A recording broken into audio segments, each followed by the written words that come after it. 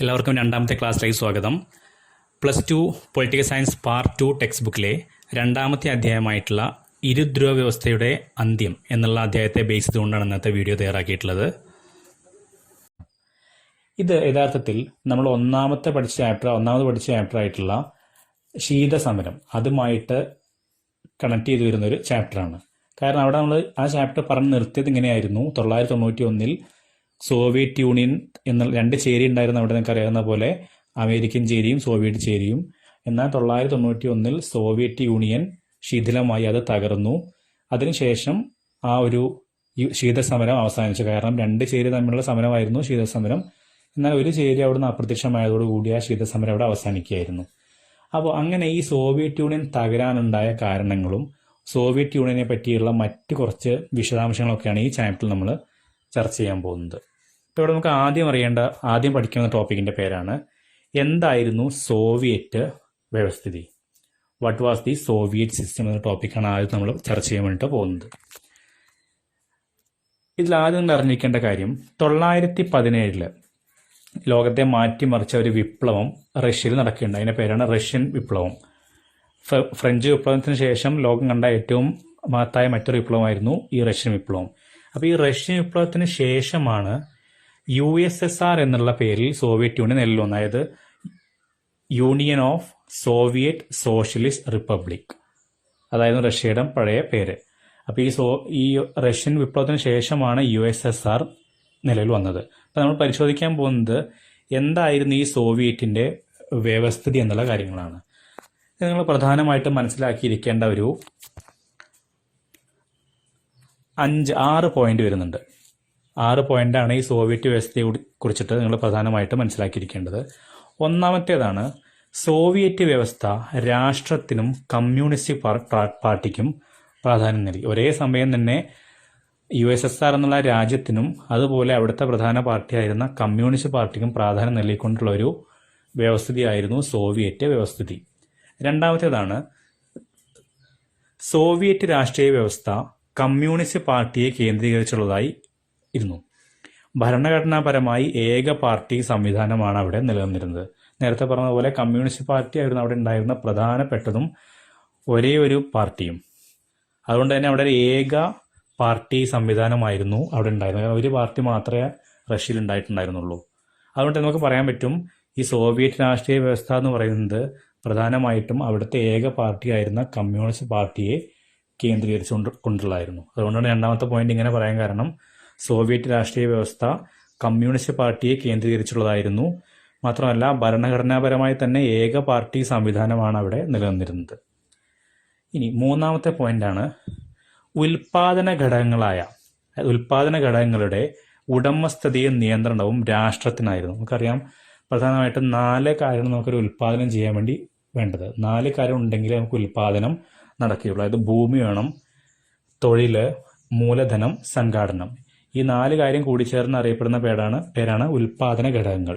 Factors of production എന്ന് ഇംഗ്ലീഷിൽ പറയും. അപ്പോൾ ഇതിൻ്റെയൊക്കെ ഉടമസ്ഥാവകാശം എന്ന് പറയുന്നത് രാഷ്ട്രത്തിനായിരുന്നു. അതായത് ചില സ്വകാര്യ വ്യക്തികൾക്കായിരുന്നില്ല, മറിച്ച് രാഷ്ട്രത്തിനായിരുന്നു ഈ 4 ഉൽപാദന ഘടകങ്ങളുടെയും നിയന്ത്രണവും അവകാശവും. അതാണ് മൂന്നാമത്തെ പോയിന്റ്. ഇനി നാലാമത് വരുന്നതാണ്, ആസൂത്രിതമായ ഒരു സമ്പദ് വ്യവസ്ഥയ്ക്ക് ഈ സോവിയറ്റ് യൂണിയൻ രൂപം നൽകുകയുണ്ടായി. വളരെ ആസൂത്രിതമായ സമ്പദ് വ്യവസ്ഥയായിരുന്നു സോവിയറ്റ് വ്യവസ്ഥയുടെ മറ്റൊരു സവിശേഷത. അഞ്ചാമത്തെ പോയിന്റ്, ജനങ്ങളുടെ അടിസ്ഥാന ആവശ്യങ്ങൾ, നമുക്കറിയാം ഭക്ഷണം, വസ്ത്രം, പാർപ്പിടം പോലുള്ള അടിസ്ഥാന ആവശ്യങ്ങൾ സാക്ഷാത്കരിക്കുന്നതിന് ഈ സോവിയറ്റ് വ്യവസ്ഥ മുഖ്യ പ്രാധാന്യം നൽകുകയുണ്ടായി. ഇനി അവസാനത്തതും 6ാമത്തതുമായ സവിശേഷതയാണ്, സോവിയറ്റ് വ്യവസ്ഥയിൽ സ്വകാര്യ സ്വത്തവകാശം അനുവദിച്ചിരുന്നില്ല. ഒരു സോഷ്യലിസം നിലനിന്നിരുന്ന രാജ്യമായതുകൊണ്ട് തന്നെ അവിടെ സ്വകാര്യ സ്വത്തവകാശം അനുവദിച്ചിരുന്നില്ല. അപ്പോൾ ഈ 6 കാര്യങ്ങളാണ് സോവിയറ്റ് വ്യവസ്ഥയുടെ സവിശേഷതയായിട്ട് നമുക്ക് പറയാൻ പറ്റുന്നത്. ഇനി നമുക്ക് ചർച്ച ചെയ്യാനുള്ളത്, ഇപ്പോൾ കഴിഞ്ഞ ക്ലാസ്സിലും ഇന്നത്തെ ക്ലാസ്സിലും പറഞ്ഞതുപോലെ 1991 സോവിയറ്റ് യൂണിയൻ തകർന്നത് അല്ലെങ്കിൽ ശിഥിലമായത്. അപ്പോൾ നമുക്കിനി പരിശോധിക്കേണ്ടത് എന്തെല്ലാം കാരണങ്ങൾ കൊണ്ടാവാം ഇങ്ങനെ ഈ സോവിയറ്റ് യൂണിയൻ തകർന്നു എന്നുള്ളതാണ്. ഇവിടെ നമുക്ക് പ്രധാനമായിട്ടും 4 കാരണങ്ങളാണ് അതിന് പറയാൻ പറ്റുന്നത്. ആദ്യം കാരണങ്ങൾ ജസ്റ്റ് ലിസ്റ്റായിട്ടൊന്ന് പറയാം, എന്നിട്ട് അതിൻ്റെ വിശദീകരണത്തിലോട്ട് പോവാം. ഒന്നാമത്തെ കാരണമാണ് സോവിയറ്റ് രാഷ്ട്രീയ സ്ഥാപനങ്ങളുടെ ആന്തരിക ദൗർബല്യം. 2 സോവിയറ്റ് സാമ്പത്തിക സ്ഥാപനങ്ങളുടെ ആന്തരിക ദൗർബല്യം. 3 ദേശീയതയുടെ വളർച്ചയും സോവിയറ്റ് റിപ്പബ്ലിക്കുകളുടെ പരമാധികാര മോഹവും. 4 ഗോർബച്ചേവിന്റെ പരിഷ്കാരങ്ങൾ. ഇതാണ് 4 പ്രധാന കാരണങ്ങൾ. ഇനി നമുക്ക് അതിന്റെ വിശദാംശങ്ങളിലേക്ക് പോകാം. ഒന്നാമത്തെ കാരണം ഇതായിരുന്നു പറഞ്ഞത്, സോവിയറ്റ് രാഷ്ട്രീയ സ്ഥാപനങ്ങളുടെ ആന്തരിക ദൗർബല്യം. ഇതുകൊണ്ട് ഉദ്ദേശിക്കുന്നത് രാഷ്ട്രീയപരമായ ചില പ്രശ്നങ്ങൾ സോവിയറ്റ് യൂണിയനിൽ പണ്ട് മുതലേ നിലനിന്നിരുന്നു. അതായത് ഒന്നാമത്തേതാണ് ആശയപ്രകടനത്തിനും ആവിഷ്കാരത്തിനും ഏർപ്പെടുത്തിയ വിലക്ക് ജനാധിപത്യ പ്രക്രിയയെ ദുർബലമാക്കി. സോവിയറ്റ് യൂണിയനിൽ ഈ കാലത്ത് ഒരുപാട് നിയന്ത്രണങ്ങൾ ഉണ്ടായിരുന്നു ആളുകളുടെ ആവിഷ്കാര സ്വാതന്ത്ര്യത്തിനെതിരായിട്ട്. അപ്പം അതുകൊണ്ട് തന്നെ ആളുകൾ ഈ ഒരു നിയന്ത്രണം ഉള്ളതുകൊണ്ട് തന്നെ അത് അവിടുത്തെ ജനാധിപത്യ പ്രക്രിയ ദുർബലമാക്കുകയാണ് ചെയ്തത്. കാരണം ആളുകൾക്ക് അവകാശങ്ങൾ തീരെ കുറവായിരുന്നു. അതായിരുന്നു ഒന്നാമത്തെ കാരണം. ഓർക്കുക, പറഞ്ഞുകൊണ്ടിരിക്കുന്നത് ഒന്നാമത്തെ കാരണമായിട്ടുള്ള സോവിയറ്റ് രാഷ്ട്രീയ സ്ഥാപനങ്ങളുടെ ആന്തരിക ദൗർബല്യത്തെക്കുറിച്ചാണ്. ഇനി അതിലെ രണ്ടാമത്തെ പോയിന്റാണ് ഏക പാർട്ടി സമ്പ്രദായം. ഭരണഘടനാപരമായി സോവിയറ്റ് കമ്മ്യൂണിസ്റ്റ് പാർട്ടി അല്ലാത്ത മറ്റ് പാർട്ടികൾക്ക് ഇവിടെ പ്രവർത്തന സ്വാതന്ത്ര്യം, നേരത്തെ പറഞ്ഞല്ലോ, ഇവിടെ ഒരു ഏക പാർട്ടി സമ്പ്രദായമായിരുന്നു സോവിയറ്റ് യൂണിയൻ ഉണ്ടായിരുന്നത്. കമ്മ്യൂണിസ്റ്റ് പാർട്ടി മാത്രമായിരുന്നു അവിടെ നിലവിലുണ്ടായിരുന്നത്. മറ്റ് പാർട്ടികൾക്ക് പ്രവർത്തന സ്വാതന്ത്ര്യം തീരെ ഉണ്ടായിരുന്നില്ല. ഇപ്പം ഇതും ഇതിലൊരു ഘടകമാണ്. അതായത് സോവിയറ്റ് രാഷ്ട്രീയ സ്ഥാപനങ്ങളുടെ ആന്തരിക ദൗർബല്യം എന്നുള്ള പോയിന്റിലെ ടോപ്പിലെ രണ്ടാമത്തെ പോയിന്റിൽ വരുന്നതാണ് ഏക പാർട്ടി സമ്പ്രദായം. ഇനി മൂന്നാമത്തേതാണ് ഉദ്യോഗസ്ഥ മേധാവിത്വം. അതായത് സോവിയറ്റ് ഭരണരംഗം നിയന്ത്രിച്ചിരുന്നത് ഉദ്യോഗസ്ഥന്മാരായിരുന്നു. ക്രമേണ ഈ ഉദ്യോഗസ്ഥ വൃന്ദം അഴിമതിക്കാരായി മാറുകയും കൂടെ ചെയ്തു. അപ്പോൾ അതും അതിനെ തകർച്ചയിലേക്ക് നയിച്ചു. ഇനി നാലാമത്തേതാണ് ഉത്തരവാദിത്തമില്ലാത്ത പാർട്ടി പ്രവർത്തനം. അതായത് ജനങ്ങളോട് തീരെ ഉത്തരവാദിത്തമില്ലാത്ത പാർട്ടി പ്രവർത്തനത്തിൻ്റെ രീതിയിലേക്ക് അവിടുത്തെ കമ്മ്യൂണിസ്റ്റ് പാർട്ടി മാറുകയുണ്ടായി. നേരത്തെ പറഞ്ഞ ഒരേ ഒരു പാർട്ടി അവിടെ ഉണ്ടായിരുന്നത് കമ്മ്യൂണിസ്റ്റ് പാർട്ടി മാത്രമായിരുന്നു. എന്നാൽ നിർഭാഗ്യവശാൽ അവർ ജനങ്ങളുടെ ഉത്തരവാദിത്തമില്ലാത്ത ഒരു പാർട്ടിയായ അവസാനം മാറുകയുണ്ടായി. ഇനി ഇതിൽ അവസാനത്തെ കാരണമാണ്, അതായത് സോവിയറ്റ് ഒന്നാമത്തെ പോയിന്റ് ആയിട്ടുള്ള സോവിയറ്റ് രാഷ്ട്രീയ സ്ഥാപനങ്ങളുടെ ആന്തരിക ദൗർബല്യത്തിലെ അവസാനത്തെ കാരണമാണ് ഭരണരംഗത്തെ അഴിമതി. ഇപ്പം നേരത്തെ പറഞ്ഞു അവിടെ ഉദ്യോഗസ്ഥന്മാർ അഴിമതിക്കാരായി മാറുകയുണ്ടായി. ഉദ്യോഗസ്ഥന്മാർ മാത്രമല്ല, എല്ലാ മേഖലയിലെയും അഴിമതിയും അതുപോലുള്ള മറ്റു കാര്യങ്ങളും എല്ലാം സാധാരണ ജനങ്ങളെ തീർത്തും ഗവൺമെൻറ് നിന്ന് അകറ്റുകയാണ് ചെയ്തത്. അപ്പോൾ ഈ 5 കാരണമാണ് ഒന്നാമത്തെ കാരണമായിട്ടുള്ള സോവിയറ്റ് രാഷ്ട്രീയ സ്ഥാപനങ്ങളുടെ ആന്തരിക ദൗർബല്യം എന്നുള്ള പോയിന്റിൽ വരുന്നത്. ഇനി രണ്ടാമത്തെ പ്രധാന കാരണമാണ് നേരത്തെ സൂചിപ്പിച്ചതുപോലെ സോവിയറ്റ് സാമ്പത്തിക സ്ഥാപനങ്ങളുടെ ആന്തരിക ദൗർബല്യം. ഇതിൽ നമുക്ക് 5 പോയിന്റ് തന്നെയാണ് പഠിക്കാൻ വരുന്നത്. ഒന്നാമത്തേതാണ് സമ്പദ് വ്യവസ്ഥയുടെ മുരടിപ്പ്. അതായത് സോവിയറ്റ് സമ്പദ് വ്യവസ്ഥ അതിൻ്റെ വിഭവങ്ങളിൽ ഭൂരിഭാഗവും ചെലവഴിച്ചത് ആയുധങ്ങൾ പ്രത്യേകിച്ചും അണുവായുധം നിർമ്മിക്കാൻ വേണ്ടിയായിരുന്നു. അതുപോലെ സൈനികരുടെ ചെലവുകൾ സൗകര്യങ്ങളും വർദ്ധിപ്പിക്കുക, ഇതിനൊക്കെ വേണ്ടിയായിരുന്നു ഭൂരിഭാഗം സമ്പത്തും അവിടുത്തെ ഭരണാധികാരികൾ ചെലവഴിച്ചു. അതുകൊണ്ട് തന്നെ ജനങ്ങളുടെ ക്ഷേമത്തിന് വേണ്ടിയുള്ള ചെലവഴിക്കൽ പൊതുവെ കുറവായിരുന്നു. അതുകൊണ്ട് തന്നെ നമുക്ക് പറയാൻ പറ്റും ഇത് സമ്പദ് വ്യവസ്ഥയെ മുരടിപ്പിക്കാൻ കാരണമായി. രണ്ടാമത്തേതാണ് സാങ്കേതിക വിദ്യയുടെ പിന്നോക്കാവസ്ഥ. അതായത് സാങ്കേതിക വിദ്യ ഇവർ കാലോചിതമായിട്ട് പരിഷ്കരിച്ചില്ല, അതിലവർക്ക് വീഴ്ച പറ്റുകയുണ്ടായി. അതുകൊണ്ട് തന്നെ സാങ്കേതിക വിദ്യയുടെ കാര്യത്തിൽ സോവിയറ്റ് യൂണിയൻ ബഹുദൂരം പിന്നോട്ടാണ് പോയത്. അതാണ് രണ്ടാമത്തെ കാരണം. ഓർക്കുക, പറഞ്ഞുകൊണ്ടിരിക്കുന്ന രണ്ടാമത്തെ പ്രധാനപ്പെട്ട കാരണം സോവിയറ്റ് സാമ്പത്തിക സ്ഥാപനങ്ങളുടെ ആന്തരിക ദൗർബല്യമാണ്. അതിലാദ്യത്തെ 2 പോയിന്റ് പറഞ്ഞു കഴിഞ്ഞു. ഇനി മൂന്നാമത്തെ പോയിന്റാണ് ഉപഭോഗ വസ്തുക്കളുടെ ക്ഷാമം. അതായത് ഘന വ്യവസായങ്ങൾക്ക് പ്രാധാന്യം നൽകിയ സോവിയറ്റ് യൂണിയൻ ഉപഭോഗ വസ്തുക്കളുടെ നിർമ്മാണത്തിൽ വേണ്ടത്ര ശ്രദ്ധിച്ചില്ല. തന്മൂലം ജനങ്ങളുടെ ഉപഭോഗ തൃഷ്ണയെ തൃപ്തിപ്പെടുത്താൻ ഇവർക്ക് കഴിഞ്ഞില്ല. അതായത് ആളുകൾ നിത്യേന ഉപയോഗിക്കുന്ന വസ്തുക്കളായ ഉപഭോഗ വസ്തുക്കളല്ല ഇവർ കൂടുതലും അതിന് നിർമ്മാണമല്ല കൂടുതലും പ്രോത്സാഹിപ്പിച്ചത്. മറ്റു വൻ വ്യവസായങ്ങൾക്കാണ് കൂടുതൽ പ്രാധാന്യം നൽകിയത്. അതുകൊണ്ട് തന്നെ ജനങ്ങൾക്ക് ആവശ്യമായ രീതിയിൽ ആ വ്യവസായവൽക്കരണത്തെ ഉപയോഗപ്പെടുത്താൻ ഇവിടുത്തെ ഭരണാധികാരികൾക്ക് കഴിഞ്ഞില്ല. അതുകൊണ്ട് തന്നെ അവിടെ ഉപഭോഗ വസ്തുക്കളുടെ ആളുകൾ നിത്യേന ഉപയോഗിക്കുന്ന വസ്തുക്കൾ കൺസ്യൂമർ ഗുഡ്സിന്റെ ഒരു അപര്യാപ്തത, കുറവ് അവിടെ വരികയുണ്ടായി. ഇനി നാലാമത്തെ പോയിന്റാണ് ഭക്ഷ്യോൽപാദനത്തിലെ തകർച്ച. അതായത് നമ്മൾ നേരത്തെ പറഞ്ഞിരുന്ന അവിടെ ഒരുപാട് കാര്യത്തിൽ ജനങ്ങളുടെ താല്പര്യം അവർ നോക്കിയിരുന്നില്ല. അതുപോലെ തന്നെ കാർഷിക മേഖലയിലെ മുരടിപ്പും ഭക്ഷ്യോൽപാദനം കുറയുന്നതിന് കാരണമായി. അപ്പോൾ ഇത് ഭക്ഷ്യ ഇറക്കുമതി ഓരോ വർഷവും വർദ്ധിപ്പിക്കുന്നതിനും വഴിവെച്ചു. അതായത് അവർക്ക് ഒരുപാട് കൃഷിഭൂമി ഉണ്ടെങ്കിൽ പോലും അതിൽ കൃഷി ചെയ്യാൻ ഒരു താല്പര്യം കാണിച്ചു അതിനെ പ്രോത്സാഹിപ്പിക്കുന്ന നടപടി ഗവൺമെന്റിന്റെ ഭാഗത്തുനിന്ന് ഉണ്ടായില്ല. അതുകൊണ്ട് ആളുകൾക്ക് ആവശ്യമായ ഭക്ഷ്യധാന്യം കിട്ടാതെ വരികയും മറ്റ് രാജ്യങ്ങളിൽ നിന്ന് ഈ ഭക്ഷ്യവസ്തു ഇറക്കുമതി ചെയ്യേണ്ട ഒരു അവസ്ഥയിലേക്ക് അത് റഷ്യയെ കൊണ്ടുവന്നെത്തിക്കുകയും ചെയ്തു. ഇനി അവസാനത്തെ പോയിന്റാണ്, അതായത് സോവിയറ്റ് സാമ്പത്തിക സ്ഥാപനങ്ങളുടെ ആന്തരിക ദൗർബല്യം എന്നുള്ള രണ്ടാമത്തെ പ്രധാന കാരണത്തിന്റെ അവസാനത്തേതും അഞ്ചാമത്തേതുമായ പോയിന്റാണ് പാശ്ചാത്യ രാജ്യങ്ങളിലെ സാമ്പത്തിക വളർച്ചയെക്കുറിച്ചുള്ള ജനങ്ങളുടെ അവബോധം. അതായത് ഈ കാലത്ത് മറ്റ് പാശ്ചാത്യ രാജ്യങ്ങളിലെ ജനങ്ങളുടെ അവസ്ഥ ഇവർക്ക് നേരിട്ട് മനസ്സിലാക്കാൻ സാധിക്കുകയുണ്ടായി. അപ്പോൾ അത് വെച്ച് അവർ ഇവിടുത്തെ ജനങ്ങളുടെ നിലവാരത്തെ അവർ താരതമ്യം ചെയ്തു. അതായത് ഉപഗ്രഹ ചാനലുകളിലൂടെ സാധാരണ പൗരന്മാർ പാശ്ചാത്യ രാജ്യങ്ങളുടെ സാങ്കേതിക മുന്നേറ്റങ്ങളെക്കുറിച്ച് മനസ്സിലാക്കുകയും ഇതുമൂലം സോവിയറ്റ് സാമ്പത്തിക സ്ഥാപനങ്ങളുടെ വ്യവസ്ഥയുടെ യഥാർത്ഥ പിന്നോക്കാവസ്ഥ തിരിച്ചറിയുകയും ചെയ്തു. അവർ ഇത് രണ്ടും താരതമ്യം ചെയ്യുകയും ഇവർ എത്രയോ ബഹുദൂരം പിന്നിലാണെന്ന് മനസ്സിലാക്കുകയും ചെയ്തു. ഇതാണ് രണ്ടാമത്തെ പ്രധാന കാരണമായിട്ടുള്ള സോവിയറ്റ് സാമ്പത്തിക സ്ഥാപനങ്ങളുടെ ആന്തരിക ദൗർബല്യത്തെക്കുറിച്ച് പറയാനുള്ളത്. ഇനി സോവിയറ്റ് യൂണിയനെ തകർച്ചയിലേക്ക് നയിച്ച മൂന്നാമത്തെ പ്രധാനപ്പെട്ട കാരണമായിരുന്നു നേരത്തെ സൂചിപ്പിച്ചതുപോലെ ദേശീയതയുടെ വളർച്ചയും അതുപോലെ സോവിയറ്റ് റിപ്പബ്ലിക്കുകളുടെ അധികാര മോഹവും. ഇവിടെ നിങ്ങൾ മനസ്സിലാക്കേണ്ട കാര്യം, ഈ സോവിയറ്റ് യൂണിയൻ എന്ന് പറയുന്നത് 15 റിപ്പബ്ലിക്കുകൾ ചേർന്ന ഒരു കൂട്ടമായിരുന്നു. 15 റിപ്പബ്ലിക്കുകളുടെ ഒരു കൂട്ടം അല്ലെങ്കിൽ ഒരു സമാഹാരമായിരുന്നു ഈ സോവിയറ്റ് യൂണിയൻ. അതിൽ പ്രധാനമായിട്ട് വരുന്നത് Russia, Ukraine, Belarus, Georgia, Estonia, Latvia, Lithuania, Turkmenistan, Uzbekistan ഇവരെല്ലാം വരുന്നുണ്ട്. അപ്പോൾ ഇവരെല്ലാം ചേർന്ന ഒരു 15ഓളം റിപ്പബ്ലിക്കുകളുടെ ഒരു സമാഹാരമായിരുന്നു ഈ സോവിയറ്റ് യൂണിയൻ. എന്നാൽ ഈ റിപ്പബ്ലിക്കുകളിൽ റഷ്യ എല്ലായിടത്തും കൂടുതൽ മേധാവിത്വം പുലർത്തിയിരുന്നു. അപ്പോൾ ഇത് കാരണം തന്നെ മറ്റ് റിപ്പബ്ലിക്കുകൾക്ക് റഷ്യയോട് കുറച്ചൊരു ദേഷ്യമുണ്ടായിരുന്നു. അതായത് തങ്ങളാണ് അവഗണിക്കപ്പെടുകയാണെന്നുള്ളൊരു ധാരണ മറ്റ് റിപ്പബ്ലിക്കുകൾക്ക് ഉണ്ടായിരുന്നു. അപ്പോൾ ഇത് ഇവരിലെ മെല്ലെ മെല്ലെ ദേശീയ ചിന്തയായി വളരാൻ തുടങ്ങി. അതായത് Russia, Ukraine, Belarus, Georgia, Baltic, Latvia, Estonia, Lithuania എന്നിവിടങ്ങളിലാണ് പ്രധാനമായിട്ട് ഈ ദേശീയ ബോധം വളർന്നു വരികയും ചുരുക്കത്തിൽ അത് പിന്നീട് ക്രമേണ പരമാധികാര മോഹവും സോവിയറ്റ് യൂണിയന്റെ തകർച്ചയിലേക്ക് നയിക്കുകയുണ്ടായി. അതായത് ഈ രാജ്യങ്ങൾ പിന്നീടാണ് സ്വാതന്ത്ര്യം ആവശ്യപ്പെടുകയും പരമാധികാരം ആവശ്യപ്പെടുകയും അങ്ങനെ ഇത് ഈ സോവിയറ്റ് യൂണിയന്റെ ശിഥിലീകരണത്തിലേക്ക് വഴിവെക്കുകയും ചെയ്തു.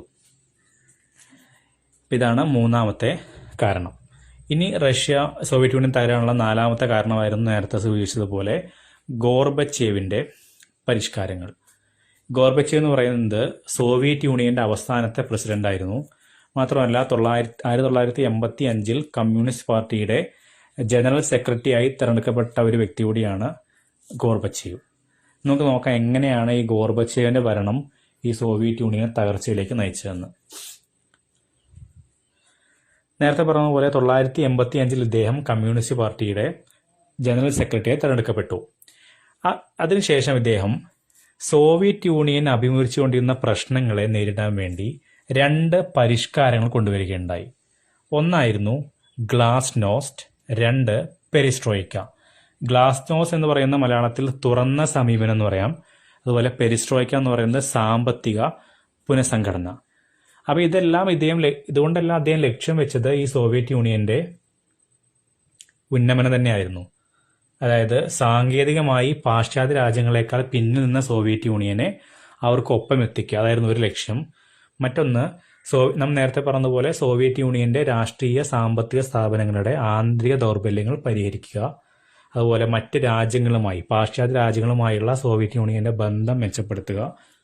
ഇതിനൊക്കെ വേണ്ടിയാണ് അദ്ദേഹം ഈ 2 പരിഷ്കാരങ്ങൾ കൊണ്ടുവന്നത്. എന്നാൽ നിർഭാഗ്യവശാൽ ഈ 2 പരിഷ്കാരങ്ങൾക്കും പ്രതീക്ഷിച്ച ഫലമല്ല ഉണ്ടായത്, മറിച്ച് പ്രതീക്ഷയ്ക്ക് വിരുദ്ധമായ ഫലങ്ങളാണ് ഉണ്ടായത്. അതായത് സോവിയറ്റ് ചേരിയുടെ ഭാഗമായിരുന്ന കിഴക്കൻ യൂറോപ്പിലെ രാജ്യങ്ങളെ സ്വതന്ത്രമായി പ്രവർത്തിക്കാൻ ഈ നയത്തിൻ്റെ ഭാഗമായിട്ട് ഗോർബച്ചേവ് സമ്മതിച്ചു. എന്നാൽ ഈ രാജ്യങ്ങളിലെ ജനങ്ങൾ ജനാധിപത്യത്തിന് വേണ്ടി അവരുടെ ഗവൺമെന്റുകൾക്കെതിരെ പ്രക്ഷോഭം ആരംഭിച്ചു. മാത്രമല്ല, ജനകീയ പ്രക്ഷോഭത്തെ തുടർന്ന് അവിടുത്തെ കമ്മ്യൂണിസ്റ്റ് ഗവൺമെന്റുകൾ തകരുന്ന ഒരു സ്ഥിതിയാണ് പിന്നീട് ഉണ്ടായത്. അപ്പോൾ ഈ സംഭവ വികാസങ്ങൾ സോവിയറ്റ് യൂണിയന്റെ തകർച്ചയിലേക്ക് പിന്നീട് വഴിവെക്കുകയായിരുന്നു. ഇനി മാത്രമല്ല, ഈ റിപ്പബ്ലിക്കുകളുടെ സ്വാതന്ത്ര്യ പ്രഖ്യാപനത്തോടെ, ഇപ്പം ഇങ്ങനെ ഈ റിപ്പബ്ലിക്കെല്ലാം സ്വതന്ത്രം ആവാൻ പോവുകയാണെന്നുള്ള ഈ പ്രഖ്യാപനത്തോടു കൂടി ഗോർബച്ചേവിന് സോവിയറ്റ് യൂണിയന് മേലുള്ള നിയന്ത്രണം നഷ്ടപ്പെടുകയാണ് ഉണ്ടായത്. അങ്ങനെ 1991 കമ്മ്യൂണിസ്റ്റ് പാർട്ടിയിലെ ചില യാഥാസ്ഥിക വിഭാഗങ്ങളുടെ പ്രോത്സാഹനത്തോടെ ഈ ഗോർബച്ചേവിനെ അട്ടിമറിച്ച് ഭരണം പിടിച്ചെടുത്ത് കമ്മ്യൂണിസ്റ്റ് ഭരണം പുനഃസ്ഥാപിക്കാൻ ശ്രമിച്ചുവെങ്കിലും അതും നടക്കുകയുണ്ടായില്ല. അതായത് ഓൾറെഡി നേരത്തെ പറഞ്ഞു, ഈ ജനങ്ങളെല്ലാം സ്വാതന്ത്ര്യം പ്രഖ്യാപിച്ചുകൊണ്ട് നിൽക്കുന്ന സമയമായിരുന്നു. ഇനി അവരൊരു മടങ്ങിപ്പോക്കിന് തയ്യാറല്ലായിരുന്നു. ചുരുക്കി പറഞ്ഞാൽ 1991 നവംബറോടുകൂടി റിപ്പബ്ലിക്കുകളെല്ലാം തന്നെ സ്വാതന്ത്ര്യം പ്രഖ്യാപിക്കുകയും തുടർന്ന് സ്വതന്ത്ര രാഷ്ട്രങ്ങളുടെ കോമൺവെൽത്ത് എന്നൊരു പുതിയ യൂണിയൻ രൂപീകരിക്കുകയും ചെയ്തു. അങ്ങനെ 1991 ഡിസംബറിൽ ഗോർബച്ചേവ് പ്രസിഡന്റ് സ്ഥാനം രാജിവെക്കുകയും അതോടുകൂടി തന്നെ സോവിയറ്റ് യൂണിയൻ ഔദ്യോഗികമായിട്ട് തന്നെ ഇല്ലാതാവുകയും ചെയ്തു. അപ്പം ഇങ്ങനെയാണ് ഗോർബച്ചേവിൻ്റെ പരിഷ്കാരങ്ങൾ ക്രമേണ സോവിയറ്റ് യൂണിയൻ്റെ ശിഥിലീകരണത്തിലേക്ക് നയിച്ചത്. അപ്പം ഇതാണ് സോവിയറ്റ് യൂണിയൻ തകരാനുള്ള പ്രധാനപ്പെട്ട കാരണങ്ങൾ. ഇനി നമുക്ക് നോക്കാനുള്ളത്, അങ്ങനെ ഇപ്പം പറഞ്ഞ അവസാനിപ്പിച്ചതുപോലെ സോവിയറ്റ് യൂണിയൻ ഔദ്യോഗികമായിട്ട് 1991 ഡിസംബറോടുകൂടി ഇല്ലാതെയായി. എന്നാൽ ഈ ഒരു ഇല്ലാതാവലിൻ്റെ അല്ലെങ്കിൽ ഈ ഒരു ശിഥിലീകരണത്തിൻ്റെ പ്രത്യാഘാതങ്ങൾ അല്ലെങ്കിൽ അതിൻ്റെ പരിണിത ഫലങ്ങൾ അതുകൂടെ നമുക്ക് ചർച്ച ചെയ്യേണ്ട. അതാണ് അടുത്ത ടോപ്പിക്ക്. ഈ സോവിയറ്റ് യൂണിയൻ്റെ ശിഥിലീകരണത്തിൻ്റെ പ്രത്യാഘാതങ്ങൾ. അതിലൊരു 3 പോയിന്റാണ് വരുന്നത്. ഒന്നാമത്തേതാണ് ശീതസമരത്തിൻ്റെ അന്ത്യം. നമ്മൾ ഒന്നാമത്തെ ക്ലാസ്സിൽ പറഞ്ഞതുപോലെ സോവിയറ്റ് യൂണിയൻ ഇല്ലാതായതോടുകൂടി അവിടെ 2 ചേരികൾ കൂടി ഇല്ലാതെയായി. അമേരിക്കൻ ചേരി എന്ന ചേരിയും സോവിയറ്റ് ചേരി എന്ന ചേരിയും തമ്മിലുണ്ടായിരുന്ന ഒരു ആശയ സംഘടനമായിരുന്നല്ലോ ശീതസമരം. എന്നാൽ സോവിയറ്റ് യൂണിയൻ ഇല്ലാതായതോടുകൂടി ഔദ്യോഗികമായി തന്നെ ആ ഒരു ശീതസമരം അവിടെ അവസാനിക്കുകയാണ് ചെയ്തത്. ഒന്നാമത്തെ പോയിന്റ് ശീതസമരത്തിന്റെ അന്ത്യം. രണ്ടാമത്തെ പോയിന്റാണ് ശാക്തിക ബന്ധങ്ങളുണ്ടായ മാറ്റം. അതായത് നമുക്കറിയാവുന്ന പോലെ ശീതസമരത്തിന്റെ കാലം എന്ന് പറയുന്നത് 2 ധ്രുവങ്ങളെ കേന്ദ്രീകരിച്ചിട്ടുള്ളതായിരുന്നു. അമേരിക്കൻ ധ്രുവമെന്നും അല്ലെങ്കിൽ അമേരിക്കൻ ചേരിയെന്നും സോവിയറ്റ് ചേരിയെന്നും. എന്നാൽ ഈ സോഷ്യലിസ്റ്റ് ചേരിയുടെ പതനത്തോടെ, ഈ തകർച്ചയോടുകൂടി ഈ ഇരുധ്രുവ ലോകം എന്ന സങ്കല്പം തകരുകയും മറ്റ് 2 സാധ്യതകൾ ഉടലെടുക്കുകയും ചെയ്തു. അതായത് ഒന്നുകിൽ ഏകധ്രുവ ലോകത്തിലേക്കോ അല്ലെങ്കിൽ ബഹുധ്രുവ ലോകത്തിലേക്കോ നീങ്ങുക എന്ന സാധ്യതയാണ് തെളിഞ്ഞത്. ഇനി അവിടെ ഒറ്റ ചേരിയുള്ളൂ, അമേരിക്കൻ ചേരി മാത്രം. അപ്പോൾ ആളുകൾക്ക് ഒന്നുകിൽ അമേരിക്കൻ ചേരി തിരഞ്ഞെടുക്കാം, അല്ലെങ്കിൽ ഒരു ചേരിയും ഇല്ല, എല്ലാ ചേരിക്കും ഒരു പ്രാധാന്യമുള്ള ബഹുധ്രുവ ലോകവും തിരഞ്ഞെടുക്കാം. ഒന്നുകിൽ അമേരിക്കൻ ധ്രുവം എന്നുള്ള ആ ഏകധ്രുവവും, അല്ലെങ്കിൽ പ്രത്യേകിച്ച് ഒരു അമേരിക്കയെ പ്രാധാന്യം അല്ലാത്ത ബഹുധ്രുവ ലോകമെന്ന ആ ഒരു സങ്കല്പവും തിരഞ്ഞെടുക്കാം. എന്നാൽ അമേരിക്കയുടെ നേതൃത്വത്തിലുള്ള ഏകധ്രുവ ലോകമാണ് നമുക്കറിയാവുന്ന പോലെ ലോകത്തിൽ പിന്നീട് നിലവിൽ വന്നത്. മുതലാളിത്തം അന്താരാഷ്ട്ര തലത്തിൽ തന്നെ മുഖ്യ സാമ്പത്തിക വ്യവസ്ഥയായി മാറി. രാഷ്ട്രീയമായി ലിബറൽ ജനാധിപത്യം എന്ന ആശയത്തിനാണ് പിന്നീട് കൂടുതൽ സ്വീകാര്യത വന്നത്. ഇതാണ് സോവിയറ്റ് യൂണിയന്റെ തകർച്ച മൂലമുണ്ടായ രണ്ടാമത്തെ പ്രധാനപ്പെട്ട പ്രത്യാഘാതം. അമേരിക്കൻ ധ്രുവം എന്നുള്ള ധ്രുവം ഒന്നുകൂടെ ശക്തമാകുന്ന കാഴ്ചയാണ് പിന്നീട് കണ്ടത്. ഇനി മൂന്നാമത്തേത് അവസാനത്തേതുമായ പ്രത്യാഘാതമാണ് പുതിയ രാജ്യങ്ങളുടെ ആവിർഭാവം. നമ്മൾ നേരത്തെ പറഞ്ഞതുപോലെ സോവിയറ്റ് യൂണിയൻ എന്ന് പറയുന്നത് 15 റിപ്പബ്ലിക്കുകളുടെ ഒരു കൂട്ടമാണെന്ന് പറഞ്ഞല്ലോ. അപ്പോൾ ഈ സോവിയറ്റ് യൂണിയൻ തകർച്ചയോടുകൂടി എന്താണ് ഉണ്ടായത്? ഈ ഒരുപാട് പുതിയ രാജ്യങ്ങൾ സ്വതന്ത്രമാവുകയാണ് ചെയ്തത്. അതായത് സോവിയറ്റ് യൂണിയന്റെ പതനം അനേകം പുതിയ രാജ്യങ്ങളുടെ ഉത്ഭവത്തിന് കാരണമാവുകയുണ്ടായി. 15 സോവിയറ്റ് റിപ്പബ്ലിക്കുകളും സ്വതന്ത്ര രാജ്യങ്ങളായി മാറി. ഇത്രയാണ് ശിഥിലീകരണത്തിന്റെ പ്രത്യാഘാതങ്ങൾ. ഇനി നമുക്ക് ചർച്ച ചെയ്യാനുള്ള അടുത്ത ടോപ്പിക്കാണ് കമ്മ്യൂണിസ്റ്റാനന്തര രാജ്യങ്ങളിലെ ഷോക്ക് ചികിത്സ. അതായത് ഇപ്പം നമ്മൾ 2 കാര്യങ്ങളാണ് മെയിനായിട്ട് ഈ ചാപ്റ്ററിൽ പഠിച്ചത്. ഒന്ന്, എന്തുകൊണ്ടാണ് സോവിയറ്റ് യൂണിയൻ തകർന്നത്. 2, ആ തകർച്ചയുടെ ഫലമായി ഉണ്ടായ പ്രത്യാഘാതം എന്തെല്ലാമായിരുന്നു. എന്നാൽ ഇങ്ങനെ ഈ സോവിയറ്റ് യൂണിയൻ തകർച്ചയെ തുടർന്ന് ഇവിടെ സോവിയറ്റ് യൂണിയൻ മാത്രമല്ല തകർന്നത്, അതിനുശേഷം കിഴക്കൻ യൂറോപ്യൻ രാജ്യങ്ങളിലെ മിക്കവാറും എല്ലാ കമ്മ്യൂണിസ്റ്റ് രാജ്യങ്ങളും അല്ലെങ്കിൽ കമ്മ്യൂണിസ്റ്റ് ഭരണകൂടങ്ങളും തകർന്നിട്ടുണ്ടായിരുന്നു. അപ്പോൾ നമുക്കറിയാം ഈ കമ്മ്യൂണിസ്റ്റ് രാജ്യങ്ങളിലൊക്കെ സമ്പദ് വ്യവസ്ഥയുടെ പ്രധാന പ്രത്യേകത എന്ന് പറയുന്നത് ഇവരെല്ലാം പിന്തുടർന്നിരുന്നത് സോഷ്യലിസ്റ്റ് സമ്പദ് വ്യവസ്ഥയായിരുന്നു. എന്നാൽ ഈ സോവിയറ്റ് യൂണിയന്റെയും മറ്റ് കമ്മ്യൂണിസ്റ്റ് രാജ്യങ്ങളിലെയും കമ്മ്യൂണിസ്റ്റ് ഭരണകൂടങ്ങളുടെ തകർച്ചയ്ക്ക് ശേഷം അവരെല്ലാം തന്നെ സോഷ്യലിസ്റ്റ് സമ്പദ് വ്യവസ്ഥയ്ക്ക് പകരം പിന്നീട് മുതലാളിത്ത സമ്പദ് വ്യവസ്ഥയാണ് പിന്തുടർന്നത്. അത് നമുക്കൊരു അവരുടെ പരിവർത്തനം കാണാൻ പറ്റും. സോഷ്യലിസ്റ്റ് സമ്പദ് വ്യവസ്ഥയിൽ നിന്ന് മുതലാളിത്ത സമ്പദ് വ്യവസ്ഥയിലേക്കുള്ള ഒരു പരിവർത്തനമാണ് നമുക്ക് ഈ സോവിയറ്റ് യൂണിയൻ തകർച്ചയ്ക്ക് ശേഷം ലോകത്ത് കാണാൻ പറ്റുന്ന പ്രധാന സംഭവ വികാസം. ഇങ്ങനെ സോവിയറ്റ് സമ്പദ്ഘടനയെ അല്ലെങ്കിൽ സമ്പദ് വ്യവസ്ഥയെ ഒരു മുതലാളിത്ത സമ്പദ് വ്യവസ്ഥയിലേക്ക് മാറ്റിയെടുക്കാൻ വേണ്ടി അന്തർദേശീയ ധനകാര്യ സ്ഥാപനങ്ങളായ അന്താരാഷ്ട്ര നാണയനിധി അതായത് IMF അതുപോലെ ലോകബാങ്കും ഒരുപാട് സാമ്പത്തിക സഹായങ്ങൾ നൽകുകയുണ്ടായി. നമുക്കറിയാം ഈ കാലത്ത് അമേരിക്ക ആയിരുന്നു ലോകത്തിലെ പ്രധാന ശക്തിയായി വളർന്നത്. അതുകൊണ്ട് തന്നെ ഈ വേൾഡ് ബാങ്കിലും അതുപോലെ IMFലും എല്ലാം കൂടുതൽ മേധാവിത്വം അമേരിക്കക്കായിരുന്നു. അതുകൊണ്ട് തന്നെ അവർ പിന്തുടരുന്ന സമ്പദ് വ്യവസ്ഥ മുതലാളിത്ത വ്യവസ്ഥ ആയതുകൊണ്ട് തന്നെ അവർ മറ്റ് രാജ്യങ്ങളെയും അത് പിന്തുടരാൻ വേണ്ടി പ്രേരിപ്പിച്ചു. അതുകൊണ്ട് തന്നെയാണ് ഈ IMFും അതുപോലെ ലോകബാങ്കും എല്ലാം സോവിയറ്റ് യൂണിയന് ഇങ്ങനെ ഒരു മുതലാളിത്ത വ്യവസ്ഥ പിന്തുടരാൻ വേണ്ടി സഹായങ്ങൾ നൽകിയത്. അപ്പോൾ ചുരുക്കി പറഞ്ഞാൽ ഇങ്ങനെ ഈ സോഷ്യലിസ്റ്റ് രാജ്യങ്ങളുടെ മുമ്പ് സോഷ്യൽ രാജ്യങ്ങളായി നിന്നിരുന്ന രാജ്യങ്ങളുടെ സമ്പദ് വ്യവസ്ഥ മുതലാളിത്ത സമ്പദ് വ്യവസ്ഥയിലേക്ക് മാറ്റിയെടുക്കുന്നതിന് നടപ്പിലാക്കി പ്രക്രിയയാണ് നമ്മുടെ ഹെഡിങ്ങിൽ പറഞ്ഞ ഷോക്ക് ചികിത്സ അല്ലെങ്കിൽ ഷോക്ക് തെറാപ്പി എന്നൊക്കെ അറിയപ്പെടുന്നത്. ഇനി നമുക്ക് നോക്കാനുള്ളത് ഇങ്ങനെ അവര് പെട്ടെന്ന് ഈ ഒരു സോഷ്യലിസ്റ്റ് വ്യവസ്ഥയിൽ നിന്ന് മുതലാളിത്ത വ്യവസ്ഥയിലേക്ക് മാറിയപ്പോൾ അത് അവിടെ ഉണ്ടാക്കിയ മാറ്റങ്ങൾ എന്തെല്ലാമാണെന്നാണ് നമ്മൾ ഇനി പരിശോധിക്കാൻ പോകുന്നത്. പ്രധാനമായിട്ടും 5 മാറ്റങ്ങളാണ് ഇതുമൂലം ലോകരാജ്യങ്ങളിൽ ഉണ്ടായിട്ടുള്ളത്. ഒന്ന്, സ്വകാര്യ ഉടമസ്ഥാവകാശം സ്ഥാപിക്കപ്പെട്ടു. നമുക്കറിയാം മുമ്പ് പറഞ്ഞതുപോലെ പണ്ടെല്ലാം ഈ സോഷ്യലിസ്റ്റ് രാജ്യങ്ങളിൽ അല്ലെങ്കിൽ കമ്മ്യൂണിസ്റ്റ് രാജ്യങ്ങളിൽ സ്വകാര്യ സ്വത്തവകാശം അല്ലെങ്കിൽ സ്വകാര്യ ഉടമസ്ഥാവകാശം ഉണ്ടായിരുന്നില്ല. എന്നാൽ അവർ പെട്ടെന്ന് തന്നെ ഈ സോഷ്യലിസ്റ്റ് വ്യവസ്ഥയിൽ നിന്ന് മുതലാളിത്ത വ്യവസ്ഥയിലേക്ക് മാറിയപ്പോൾ അവിടെ ഉണ്ടായ പ്രധാന മാറ്റമാണ് മുമ്പ് ഇല്ലാതിരുന്ന ഈ സ്വകാര്യ ഉടമസ്ഥാവകാശം അവിടെ സ്ഥാപിക്കപ്പെട്ടു. രണ്ടാമത്തെ പോയിന്റാണ് സ്വതന്ത്ര വ്യാപാരത്തെയും വിദേശ നിക്ഷേപത്തെയും പ്രോത്സാഹിപ്പിച്ചു. കാരണം നമുക്കറിയാം മുതലാളിത്ത വ്യവസ്ഥ എന്ന് പറയുന്നത് പരമാവധി ലാഭം ഉണ്ടാക്കാനുള്ള ഒരു വ്യവസ്ഥയാണ് അവരുടെ ഒരു അടിസ്ഥാന തത്വം. അതുകൊണ്ട് തന്നെ അവർ മറ്റ് രാജ്യങ്ങളുമായി സ്വതന്ത്ര വ്യാപാരം അതുപോലെ കൂടുതൽ വിദേശ നിക്ഷേപമൊക്കെ അവരെ പ്രോത്സാഹിപ്പിക്കുകയുണ്ടായി. മുമ്പൊന്നും അത് ഉണ്ടായിരുന്നില്ല. ഇനി മൂന്നാമത്തേതാണ് സ്വകാര്യവൽക്കരണ നയങ്ങൾ നടപ്പിലാക്കി. നമുക്കറിയാം മുതലാളിത്ത വ്യവസ്ഥയുടെ ഒരു പ്രധാന സവിശേഷതയാണ് സ്വകാര്യവൽക്കരണം, പ്രൈവറ്റൈസേഷൻ എന്ന് പറയുന്ന ഒരു സംഗതി. എന്നാൽ മുമ്പ് സോഷ്യൽ രാജ്യങ്ങൾ ഒരിക്കലും ഈ ഒരു വ്യവസ്ഥ ഉണ്ടായിരുന്നില്ല. അപ്പോൾ ഇതും ഒരു പ്രധാന മാറ്റമാണ്. അപ്പോൾ മൂന്നാമത്തെ മാറ്റമാണ് സ്വകാര്യവൽക്കരണ നയങ്ങൾ നടപ്പിലാക്കി. നാലാമത്തെ മാറ്റമാണ് കൂട്ടുകൃഷി അവസാനിപ്പിച്ച് സ്വകാര്യ കൃഷിയും കാർഷിക മുതലാളിത്തവും പ്രോത്സാഹിപ്പിച്ചു. മുമ്പെല്ലാം അവർ ചെയ്തിരുന്നത് ഒരുപാട് കർഷകർ ചേർന്ന് കൃഷി ചെയ്യുകയും അതിന്റെ ലാഭവും അതിന് വരുന്ന ചിലവൊക്കെ ഒരു പങ്കിട്ടെടുക്കുന്ന ഒരു സിസ്റ്റമായിരുന്നു ഉണ്ടായിരുന്നത്. എന്നാൽ അതിനുശേഷം ഈ മുതലാളിത്ത വ്യവസ്ഥ വന്നതോടുകൂടി അവർ കൂടുതലായിട്ട് പ്രോത്സാഹിപ്പിച്ചത് കൂട്ടുകൃഷിയല്ല, മറിച്ച് സ്വകാര്യ കൃഷിയാണ്. മാത്രമല്ല അതിലൂടെ അവരൊരു കാർഷിക മുതലാളിത്തവും അവരെ പ്രോത്സാഹിപ്പിക്കുകയുണ്ടായി. അതാണ് നാലാമത്തെ പ്രധാനപ്പെട്ട മാറ്റം. ഇനി അഞ്ചാമത്തെ മാറ്റമാണ് സോവിയറ്റ് ചേരിയിലെ രാജ്യങ്ങൾ അവരുടെ സമ്പദ് വ്യവസ്ഥ പാശ്ചാത്യ മുതലാളിത്ത മാതൃകയിൽ പുനഃസംഘടിപ്പിച്ചു. അത് നമുക്കറിയാം, എന്തായാലും ഉറപ്പുള്ള കാര്യമാണത്. ഇങ്ങനെ ഒരു സോഷ്യൽ സമ്പദ് വ്യവസ്ഥയിൽ നിന്ന് മുതലാളിത്ത വ്യവസ്ഥയിലേക്ക് മാറുമ്പോൾ തീർച്ചയായിട്ടും ആ രാജ്യങ്ങൾ അവരുടെ സമ്പദ് വ്യവസ്ഥ മുതലാളിത്ത മാതൃകയിലേക്ക് അവർ പുനഃസംഘടിപ്പിച്ചു. അപ്പോൾ ഇതാണ് പെട്ടെന്ന് സോഷ്യലിസ്റ്റ് വ്യവസ്ഥയിൽ നിന്ന് മുതലാളിത്ത വ്യവസ്ഥയിലേക്ക് മാറിയപ്പോൾ ഈ രാജ്യങ്ങളുണ്ടായ 5 പ്രധാനപ്പെട്ട മാറ്റങ്ങൾ. അപ്പോൾ പൊതുവെ അറിയപ്പെടുന്ന പേരാണ് കമ്മ്യൂണിസ്റ്റാനന്തര രാജ്യങ്ങളിലെ ഷോക്ക് ചികിത്സ അല്ലെങ്കിൽ ഷോക്ക് തെറാപ്പി.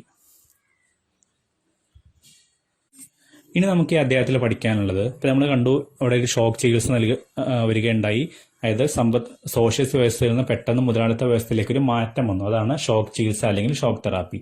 ഇനി നമുക്ക് അറിയേണ്ടത്, ഇങ്ങനെ പെട്ടെന്ന് അവിടെ ഒരു ഷോക്ക് തെറാപ്പി നടന്നപ്പോൾ അത് മൂലമുണ്ടായ ചില പ്രത്യാഘാതങ്ങൾ കൂടി നമ്മൾ പഠിക്കേണ്ടത്. പ്രത്യേകിച്ചും സോവിയറ്റ് യൂണിയനിൽ എന്തെല്ലാം പ്രത്യാഘാതങ്ങളാണ് ഈ ഒരു ഷോക്ക് ചികിത്സ മൂലം റഷ്യയിൽ അല്ലെങ്കിൽ സോവിയറ്റ് യൂണിയനിൽ ഉണ്ടായെന്നാണ് നോക്കാൻ പോകുന്നത്. പ്രധാനമായിട്ടും നമുക്കതിന് 8 പോയിന്റാണ് പഠിക്കാനുള്ളത്. ഒന്നാമത്തെ പോയിന്റാണ്, റഷ്യയിലെ 90% വ്യവസായങ്ങൾ സ്വകാര്യ വ്യക്തികൾക്കും കമ്പനികൾക്കും വിറ്റതിന്റെ ഫലമായി രാഷ്ട്രനിർമ്മിതമായ വ്യവസായ മേഖല തകർന്നു. നമുക്കറിയാം, മുമ്പ് സോവിയറ്റ് യൂണിയനിലെ എല്ലാ വ്യവസായങ്ങളും തന്നെ രാജ്യത്തിന്റെ അല്ലെങ്കിൽ ആ ഭരണകൂടത്തിന്റെ നേരിട്ടുള്ള നിയന്ത്രണത്തിന്റെ കീഴിലായിരുന്നു. എന്നാൽ ഇപ്പോൾ അത് സ്വകാര്യ വ്യക്തികൾക്കാണ് അതിന്റെ ഉടമസ്ഥാവകാശം വന്നു ചേർന്നത്.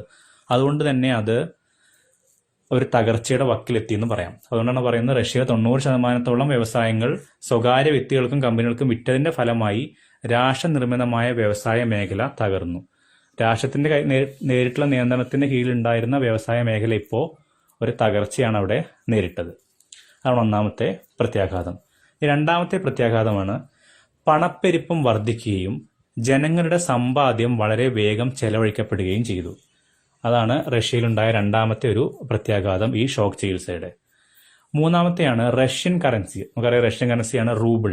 ഈ റഷ്യൻ കറൻസിയായ റൂബിളിന്റെ മൂല്യം കുത്തനെ ഇടിഞ്ഞു. ഈ ഒരു മുതലാളിത്ത നയത്തിന്റെ ഭാഗമായിട്ട് വ്യവസായവൽക്കരണം കൂടുകയും എന്നാൽ അത് സർക്കാരിന്റെ കീഴിലല്ലാതെ വരികയും ചെയ്തതുകൂടി ഒരുപാട് പ്രത്യാഘാതം ഉണ്ടായി നമ്മൾ കണ്ടു. അതിന്റെ ഫലമായി തന്നെ രൂപയുടെ മൂല്യം, റഷ്യൻ കറൻസിയുടെ മൂല്യവും കുറയുകയുണ്ടായി. നാലാമത്തെ പോയിന്റാണ്, കരിഞ്ചന്തയും പൂഴ്ത്തിവെപ്പും വർദ്ധിപ്പിച്ചു. ആളുകൾ കൂടുതൽ പണം നേടുന്നതിന്റെ ഭാഗമായിട്ട് പ്രത്യേകിച്ചും ഭക്ഷ്യവസ്തുക്കൾ വരെ അവർ പൂഴ്ത്തിവെക്കുകയും കരിഞ്ചന്തയിൽ വിൽപ്പന നടത്തുകയും ചെയ്തു. അപ്പോൾ ഈ രണ്ട് കാര്യങ്ങളും അവിടെ വർദ്ധിച്ചു. അതാണ് നാലാമത്തെ പ്രത്യാഘാതം ഷോക്ക് ചികിത്സയുടെ.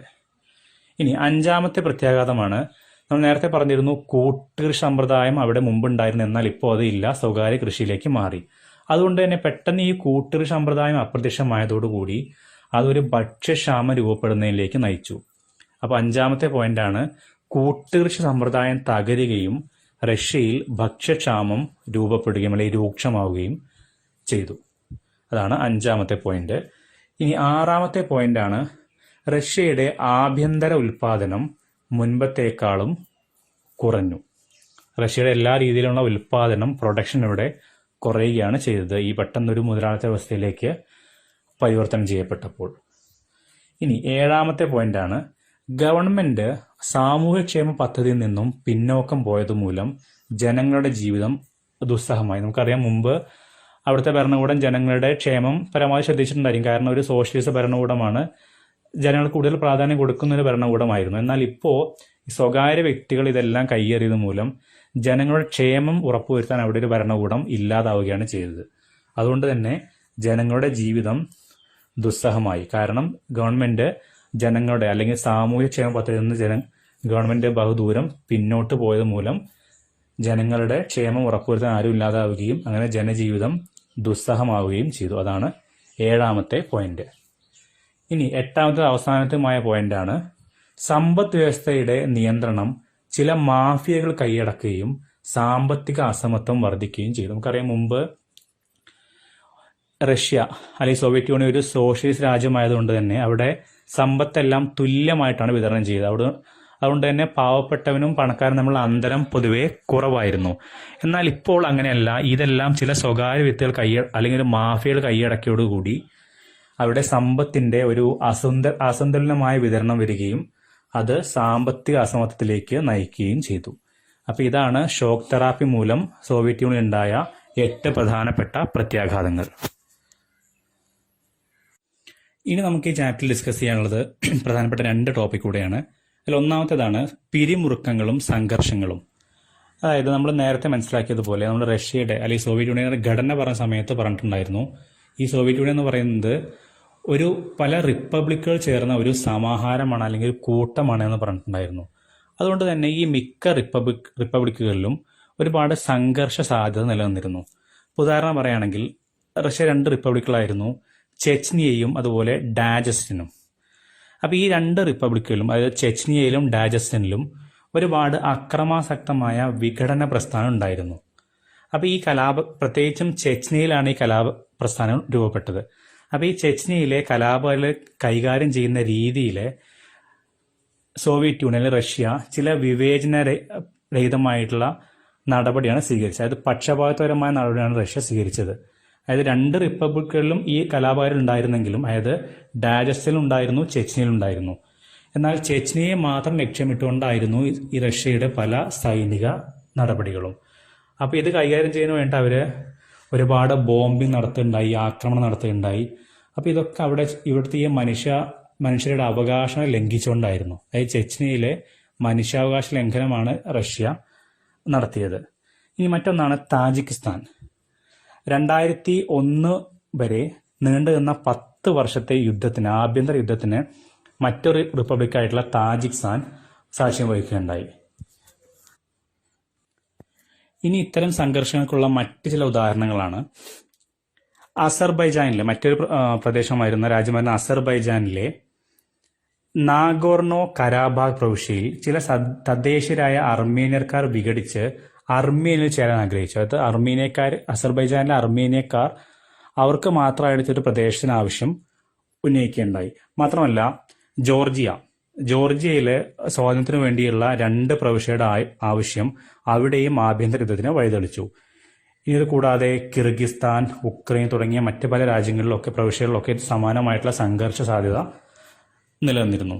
ഇനി മറ്റൊരു കാര്യമാണ്, ഈ റിപ്പബ്ലിക്കുകളെല്ലാം തന്നെ, പ്രത്യേകിച്ചും മധ്യേഷ്യൻ ഭാഗത്തുള്ള ഈ റിപ്പബ്ലിക്കുകളിലെല്ലാം വൻതോതിലുള്ള ഹൈഡ്രോ കാർബൺ വിഭവങ്ങൾ ഉണ്ടായിരുന്നു. അപ്പോൾ ഇതുകൊണ്ട് അവർ ഒരുപാട് സാമ്പത്തിക നേട്ടവും ഉണ്ടാക്കിയിട്ടുണ്ടായിരുന്നു. അതുകൊണ്ട് തന്നെ ഈ മധ്യേഷ്യ ബാഹ്യശക്തികളും എണ്ണ കമ്പനിയും തമ്മിലുള്ള ഒരുപാട് മത്സരത്തിന്റെ ഒരു മേഖലയായിട്ട് പിന്നീട് മാറുകയുണ്ടായി. ഇനി ഇവിടെ ഇത്തരം ഹൈഡ്രോ കാർബൺ വിഭവങ്ങൾ ഉണ്ട് എന്നുള്ള കാരണം കൊണ്ട് തന്നെ 2001 സെപ്റ്റംബർ 11 ശേഷം ഈ പ്രദേശ സൈനിക കേന്ദ്രങ്ങൾ സ്ഥാപിക്കാൻ അമേരിക്ക ഒരുപാട് ശ്രമിച്ചിട്ടുണ്ടായിരുന്നു. അതിന്റെ ഭാഗമായിട്ട് അവർ പണം കൊടുത്ത് ഈ മധ്യേഷ്യൻ രാജ്യങ്ങളുടെ സൈനിക കേന്ദ്രങ്ങൾ വാടകയ്ക്ക് എടുക്കുക വരെ ചെയ്തിട്ടുണ്ടായിരുന്നു. ഇത് കൂടാതെ അഫ്ഗാനിസ്ഥാൻ ഇറാഖ് യുദ്ധ സമയത്ത് ഈ മേഖലയ്ക്ക് മുകളിലൂടെ അവര് വിമാനം പറത്താനുള്ള അനുമതി വരെ നേടിയെടുക്കുന്നുണ്ടായിട്ടുണ്ടായിരുന്നു. പക്ഷെ എന്നിരുന്നാലും ഈ രാജ്യങ്ങളൊക്കെ, ഈ ഹൈഡ്രോ കാർബൺ നിക്ഷേപമുള്ള രാജ്യങ്ങളൊക്കെ തങ്ങളുടെ സമീപ അയൽദേശമായിട്ടാണ് റഷ്യ കരുതിയിരുന്നത്. അതുകൊണ്ട് തന്നെ അവർ റഷ്യൻ സ്വാധീനത്തിന് കീഴിലാണെന്ന് അവർ വിശ്വസിക്കുകയും ചെയ്തു.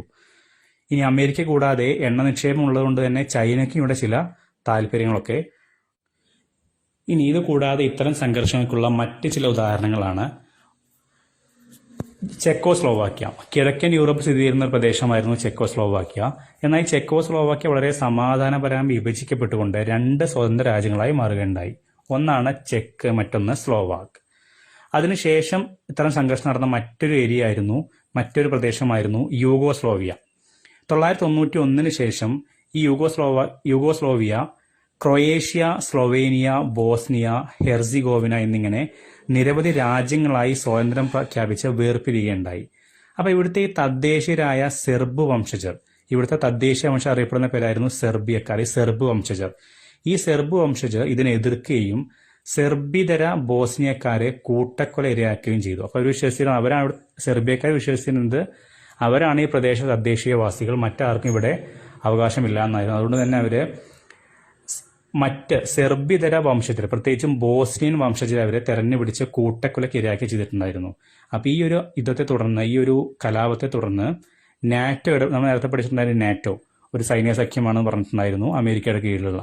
അപ്പോൾ ഇതിനെ തുടർന്ന് അവിടെ നാറ്റോ ഇടപെടുകയും യൂഗോസ്ലോവിയയുടെ മേലെ ബോംബ് വർഷിക്കുകയും ചെയ്തു. അപ്പോൾ ഇത്രയൊക്കെയാണ് ഈ സോവിയറ്റ് റിപ്പബ്ലിക്കിന്റെ കീഴിലുണ്ടായിട്ടുള്ള ചില സംഘർഷങ്ങളെക്കുറിച്ചും ആഭ്യന്തര കലാപത്തെക്കുറിച്ചും പറയാനുള്ളത്.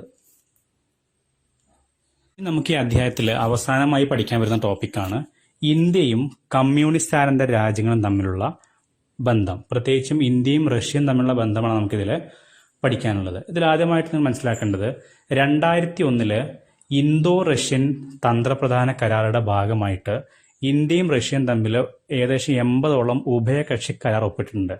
അതായത് ഇന്ത്യ റഷ്യയുമായിട്ട് നല്ലൊരു ബന്ധം കൊതിക്കുന്ന രാജ്യമാണ്. അതുകൊണ്ട് തന്നെ അവരുമായിട്ട് നമ്മൾ ഒരുപാട് കരാർ ഒപ്പുവെച്ചിട്ടുണ്ടായിരുന്നു. അതിൽ പ്രധാനപ്പെട്ട ഒരു കരാർ ഒപ്പുവെച്ച വർഷമായിരുന്നു 2001. 2001 നമ്മൾ ഏകദേശം 80ഓളം കരാറുകൾ, 2 രാജ്യം തമ്മിലുള്ള ബന്ധം മെച്ചപ്പെടുത്തുന്നതിന്റെ ഭാഗമായിട്ട് 80ഓളം ഉഭയകക്ഷി കരാറുകൾ ഇന്ത്യയും റഷ്യയും തമ്മിൽ ഒപ്പുവെക്കപ്പെട്ടിട്ടുണ്ടായിരുന്നു. ഇനി നമുക്ക് നോക്കാം ഇന്ത്യ റഷ്യ ബന്ധത്തിന്റെ ചില വിശദാംശങ്ങൾ, അല്ലെങ്കിൽ ചില മേഖലകൾ. അതിൽ നമുക്ക് ഏകദേശം ഒരു ആറോളം മേഖലകൾ പഠിക്കാനുണ്ട്. ഒന്നാമത്തേതാണ് കാശ്മീർ വിഷയത്തിൽ റഷ്യ ഇന്ത്യയുടെ നിലപാടിനെ പിന്തുണയ്ക്കുന്നു.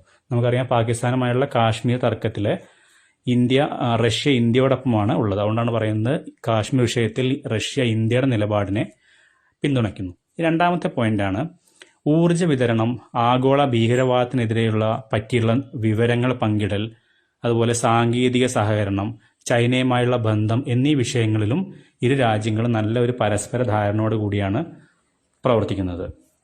മൂന്നാമത്തെ പോയിന്റാണ് റഷ്യയുടെ രണ്ടാമത്തെ വലിയ ആയുധ വിപണിയാണ് ഇന്ത്യ. ഇന്ത്യൻ സൈന്യത്തിന് ഹാർഡ്വെയർ സാധനങ്ങൾ കിട്ടുന്നതും കൂടുതലായും റഷ്യ എന്നാണ്. അപ്പോൾ റഷ്യയാണ് ചില സമയത്ത് ഇന്ത്യക്ക് വേണ്ട ആയുധങ്ങളൊക്കെ വിതരണം ചെയ്യുന്നതും മറ്റു സാമഗ്രികളൊക്കെ ഇന്ത്യക്ക് പ്രധാനമായും കിട്ടുന്നത് റഷ്യയിൽ നിന്നാണ്. അവിടെ നമുക്ക് ഇന്ത്യയും റഷ്യയും തമ്മിൽ നല്ലൊരു ബന്ധം കാണാൻ പറ്റും. അതാണ് മൂന്നാമത്തെ പോയിന്റ്. ഇനി നാലാമത്തെ പോയിന്റാണ് ഇന്ത്യയുടെ ആണവോർജ പദ്ധതികളിൽ റഷ്യ സഹായിക്കുന്നുണ്ട് അല്ലെങ്കിൽ സഹകരിക്കുന്നുണ്ട്. നമ്മുടെ ആണവോർജ പദ്ധതിയിൽ പോലും റഷ്യയുടെ സഹായം നമുക്ക് കാണാൻ സാധിക്കും. ഇനി അഞ്ചാമത്തെ പോയിന്റ് ഇതിൽ പറയുന്നത് ഇന്ത്യയുടെ ബഹിരാകാശ വ്യവസായത്തെ സഹായിക്കുന്ന കാര്യമാണ്. അതായത് ക്രയോജനിക് റോക്കറ്റും മറ്റും നൽകിക്കൊണ്ട് ഇന്ത്യയുടെ ബഹിരാകാശ വ്യവസായത്തെ പോലും റഷ്യ സഹായിക്കുന്നു. അപ്പോൾ അവിടെ നമുക്ക് നല്ലൊരു ബന്ധമാണ് കാണാൻ സാധിക്കുന്നത്.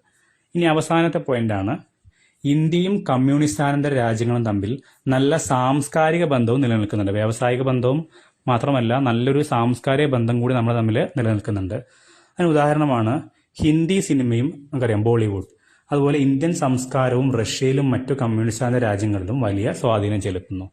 അപ്പോൾ ഈ സിനിമയിലൂടെയും മറ്റു സാംസ്കാരിക കൈമാറ്റത്തിലൂടെയൊക്കെ ഇന്ത്യയും റഷ്യയും തമ്മിൽ നമുക്കൊരു നല്ലൊരു സാംസ്കാരിക ബന്ധം കൂടെ കാണാൻ പറ്റും. എത്രയാണ് ഇന്ത്യയും കമ്മ്യൂണിസ്റ്റാനന്തര രാജ്യവും തമ്മിലുള്ള കാര്യത്തെക്കുറിച്ച് പറയാനുള്ളത്.